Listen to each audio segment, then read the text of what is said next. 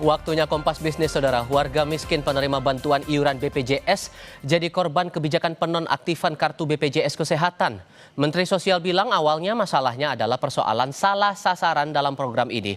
Sementara Menteri Kesehatan mengusulkan kepesertaan BPJS PBI dapat segera direaktivasi, utamanya untuk pasien cuci darah karena menyangkut keselamatan jiwa.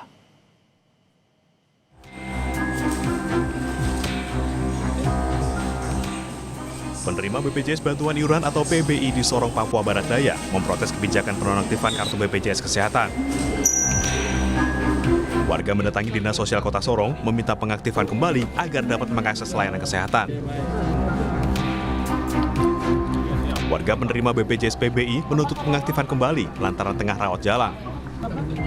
Pentingnya layanan kesehatan membuat sejumlah pasien yang tengah menjalani pengobatan bahkan harus mendatangi Dinas Sosial untuk mengaktifkan kembali kartu mereka. Salah satu penerima bantuan BPJS PBI menceritakan dirinya tidak dapat mengakses layanan kesehatan usai menjalani operasi. Ia bahkan rela tidak mendapatkan bansos lain demi bantuan pelayanan kesehatan usai menjalani operasi. Ia bahkan rela tidak mendapatkan bansos lain demi bantuan pelayanan kesehatan. Minggu kemarin saya baru selesai operasi toh.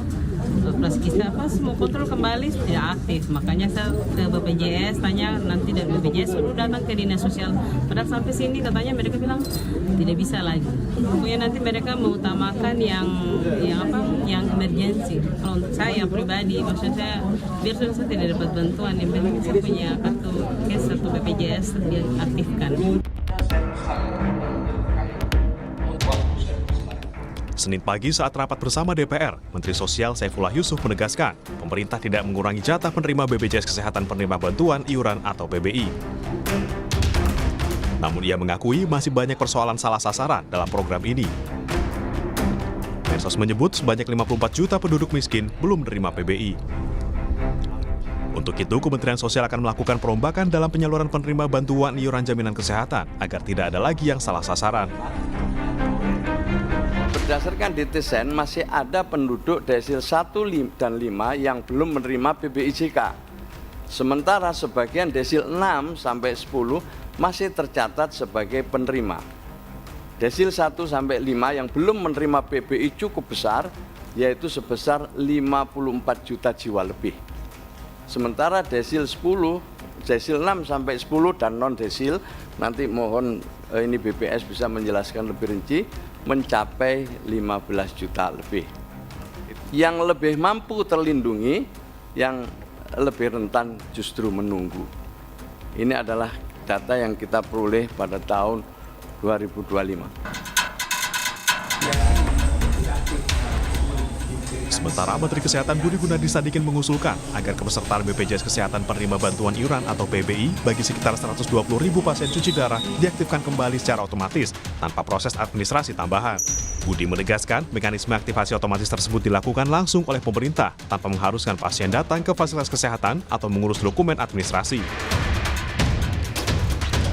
Ini Bapak Ibu, nomor 1, untuk bisa mengadres kebutuhan masyarakat, kita mengusulkan agar bisa dikeluarkan SK Kemensos untuk 3 bulan ke depan, layanan katastropik yang 120.000 tadi itu otomatis direaktivasi. Jadi kalau maksudnya otomatis itu tidak, ini usulan Pak, ini usulan. Jadi kalau otomatis saja tidak perlu orangnya datang ke fasilitas kesehatan, tapi oleh pemerintah langsung direaktivasi sehingga tidak ada berhenti atau keraguan-raguan baik rumah sakit maupun masyarakat. Dan ini cukup dengan SK Kemenkos. Pada kesempatan yang sama, Menteri Keuangan Prubaya Yudi Sadewa menilai keributan yang timbul akibat dinonaktifkannya 11 juta peserta bantuan iuran dalam Jaminan Kesehatan Nasional atau PBI membuat citra pemerintah menjadi buruk. Prubaya menjelaskan anggaran negara untuk membiayai PBI sebenarnya tidak berkurang atau bertambah dengan adanya perubahan data PBI. Pemerintah menganggarkan 56 triliun rupiah untuk PBI tahun 2026. Jangan sampai yang udah sakit tiba-tiba begitu mau cek darah cuci darah lagi tiba-tiba nggak eligible, nggak berhak. Kan itu kayaknya kita konyol. Ya, padahal uang yang saya keluarin sama. Saya rugi di situ, uang keluar, image jelek jadinya. Pemerintah rugi dalam hal ini, Pak. Kalau itu membuat uang yang saya keluarkan untuk Anda lebih kecil, saya mendukung. Ribut dikit nggak apa-apa. Tapi ini kan sama, uang yang saya keluarkan sama, ribut lagi. Saya rugi banyak, Pak. Ke depan tolong dibetulin.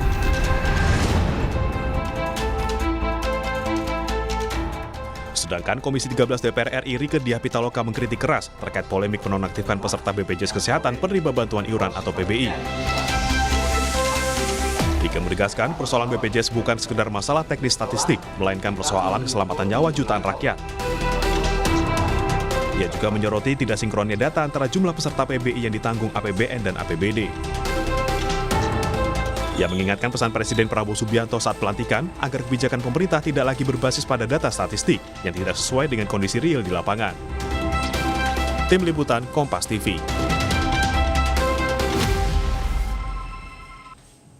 Penonaktifan kepesertaan BPJS penerima bantuan iuran atau PBI memicu kekhawatiran soal keberlanjutan perlindungan kesehatan bagi kelompok rentan.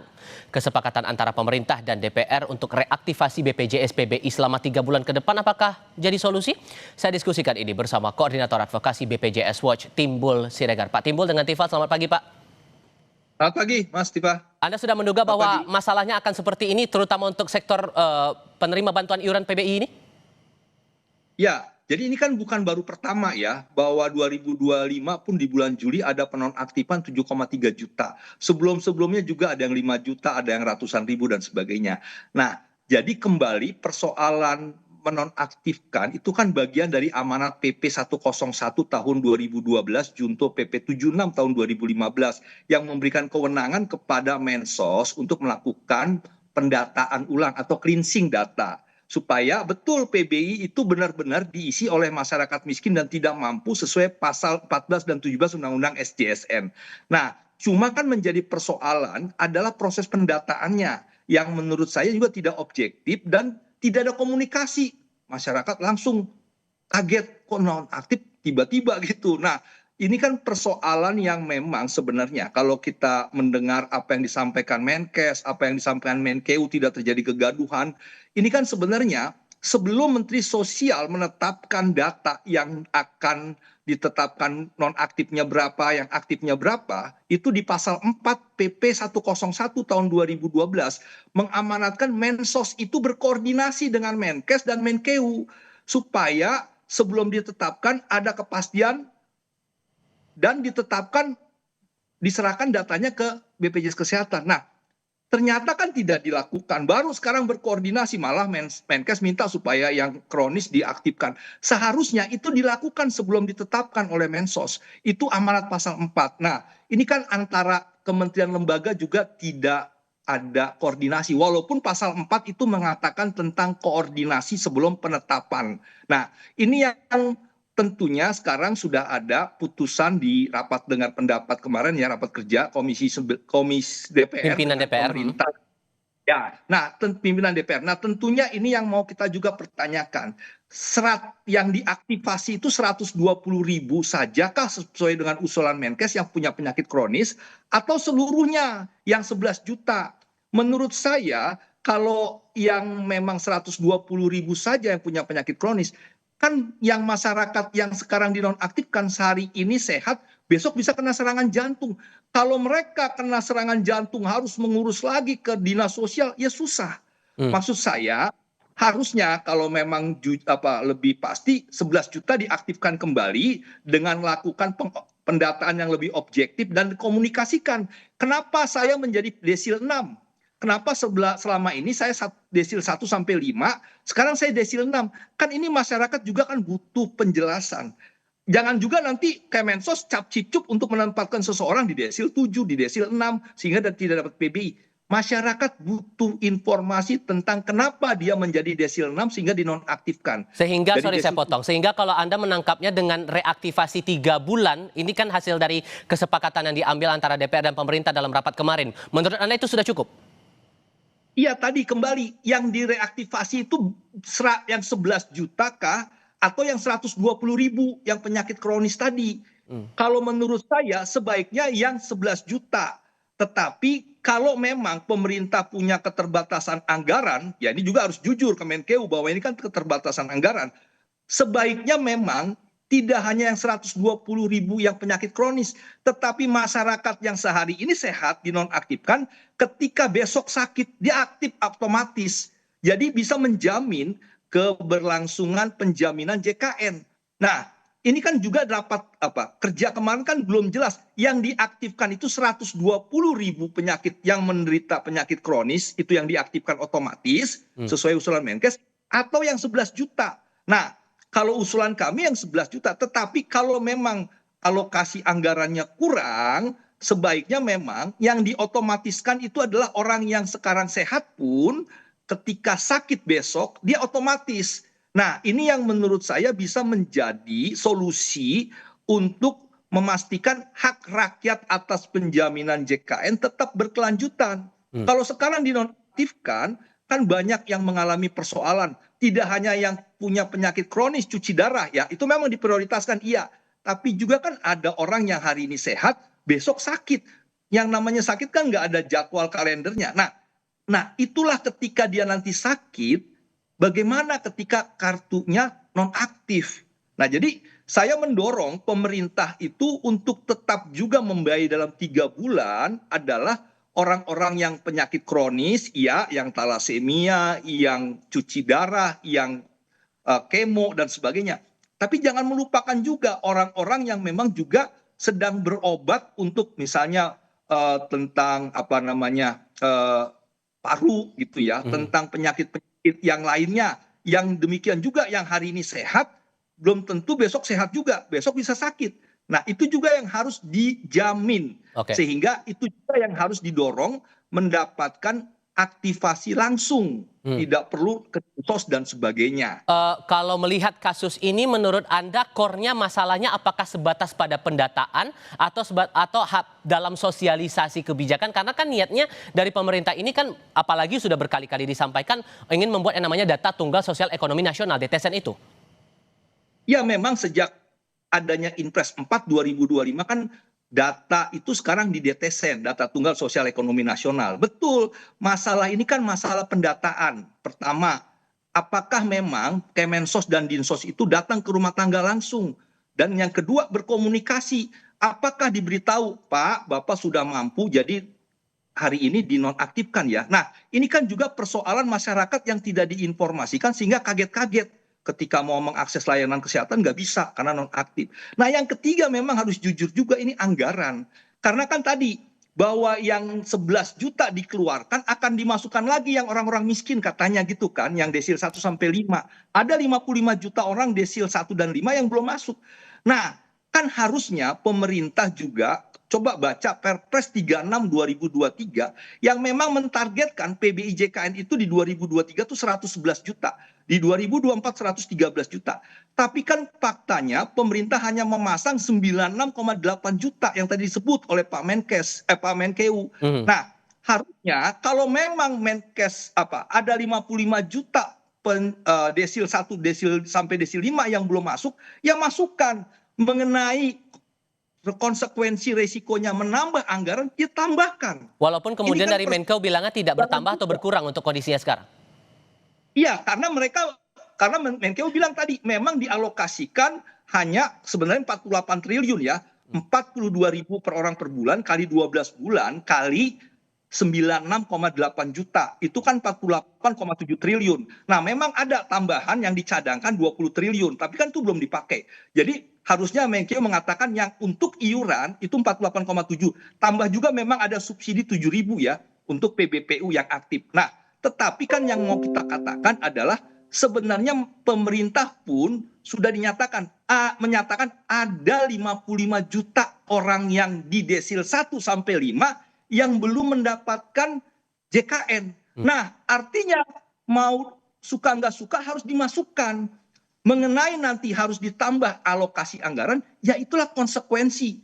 Memang faktanya hari ini kan ekonomi nggak baik-baik saja. PHK semakin banyak. Kalau kita baca PP 76, PP 101 dan 76 itu orang yang ter-PHK juga berhak dapat PBI loh. Kemudian juga bagaimana orang yang nganggur dan sebagainya yang memang tidak punya pekerjaan.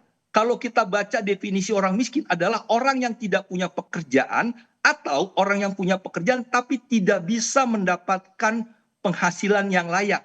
BPS itu sudah mengatakan pembiayaan rumah tangga yang disebut miskin itu ada di bawah 3 juta. Jadi ada pekerja yang mendapatkan upah 2 juta, sebenarnya dia miskin juga. Pekerja-pekerja di MBG yang dapatnya 2 juta sekian, itu sebenarnya miskin juga. Kalau menggunakan kriteria yang disampaikan BPS, 3 juta ke bawah.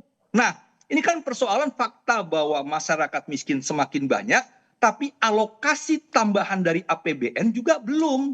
Kalaupun ada 20 triliun, itu kan belum direalisasikan, masih dicadangkan. Nah, jadi persoalan anggaran memang termasuk juga itu anggaran, jadi kan kita bicara penonaktifan bukan hanya PBIJKN yang dialokasikan dari APBN, tapi APBD juga. Kabupaten Pali itu contoh, per 1 Januari 2026 menurunkan 40.000 peserta PBI yang dibayar oleh Pemda, yang namanya PBPU Pemda. Karena apa? Fiskal APBD Pali itu berkurang karena apa? Transfer ke daerah di Undang-Undang 17 2025 tentang APBN 2026 itu kan turun 200 triliun sehingga pembagian ke daerah itu berkurang. Nah, akhirnya demo di masyarakat Pali dan dinaikkan lagi. Bagaimana gubernur mencari, yaitu tugasnya bupati ya. Nah, paling tidak ada beberapa daerah yang menurunkan jumlah orang miskin yang didaftarkan dan dibayarkan iurannya oleh Pemda. Kenapa? Fiskal Pemda juga berkurang. Nah, ini yang harusnya persoalan anggaran juga harus tetap mengacu pada TAP MPR nomor 12 TAP MPR 12 tahun 2001 tentang alokasi kesehatan itu disebutkan pemerintah harus diharuskan untuk memenuhi 15%. Nah, TAP MPR itu memang dinegasi oleh Undang-Undang Kesehatan yang tidak memberikan mandatory spending lagi. Kalau di Undang-Undang Kesehatan sebelumnya tuh ada mandatory spending 10% Pemda, 5% pemerintah pusat. Nah, tetapi kan TAP MPR menjadi landasan hukum yang harusnya pemerintah mengalokasikan minimal 15%. Itu TAP MPR nomor 2001 ya, nomor 12 tahun 2001. Nah, 10 tahun 2001. Ini yang tentunya masalah penonaktifan ini kan terkait juga dengan anggaran pemerintah pusat dan daerah gitu. So, Anda menangkapnya kalau kejadian seperti ini, leading sektornya siapa yang harus memainkan peran paling depan? Ini kan diatur dalam ketentuan PP itu yang bertanggung jawab ya tuh Kemensos untuk datanya. Jadi bukan BPJS yang menonaktif, Kemensos. Kemensos harus berkoordinasi dengan Kemenkes. Kemenkes adalah pengguna anggaran. Kemenkeu, keuangan yang menyediakan dana. Jadi yang menyediakan data Kemensos, yang menyediakan uang Kemenkeu, yang menjadi pengguna anggaran data itu ke Kemenkes. Jadi data dari Kemensos datang ke Kemenkes, uang yang dari Kemenku datang ke Kemenkes, Kemenkes lah yang menyerahkan ke BPJS Kesehatan untuk didaftar orang yang aktif, untuk dicoret orang yang tidak aktif. Berapa iurannya, ini jumlahnya, inilah yang dibayarkan oleh Kemenkes sebagai pengguna anggaran. Nah, jadi keterkaitan, makanya pasal 4 PP 101 bilang mereka harus berkoordinasi. Jadi kalau lempar-lemparan body hari ini kan nggak tepat. Harusnya Kemenkeu ngomong segini ya, jangan buat gaduh ya. Kemenkes bilang, Kemensos jangan dihapus ya yang penyakit-penyakit kronis ya. Jadi sebelum ditetapkan harus ada upaya koordinasi untuk mengantisipasi tadi. Jangan gaduh, jangan bingung, jangan membuat rakyat pusing, bingung, tiba-tiba nonaktif gitu. Baik. Nah, kembali koordinasi itu tidak dilakukan, padahal diamanatkan dalam regulasi-regulasi. Apalagi ada Inpres 1 tahun 2022 yang juga sekarang masih berlaku. 26 kementerian lembaga itu kan harus berkoordinasi untuk memaksimalkan fungsi-fungsi JKN untuk kesejahteraan rakyat. Baik. Nah, ini pun tidak. Oke. Kemensos ada, Kemenku ada, Kemenkes ada, dan sebagainya. Oke, selain konteksnya masalah koordinasi antar kementerian lembaga dan otoritas terkait, kita juga perlu paham masalah DTSN-nya ini. Karena kan ini menjadi semangat dari pemerintah saat ini menggabungkan banyak data itu menjadi satu, dihimpun dalam satu data tunggal sosial ekonomi nasional. Melihat fenomena seperti ini dengan semangat pemutakhiran data, tapi kita juga berharap keberlangsungan hidup pasien tetap dijamin, maka untuk perbaikan dan pemutakhiran data ini harus bagaimana ke depannya? Kita bahas itu nanti di segmen berikutnya. Usai jeda berikut. Ya.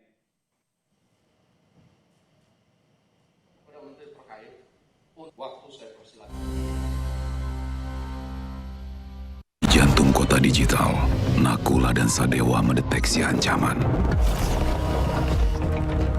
Sistem keuangan dikorup. Sangkuni melahap kripto.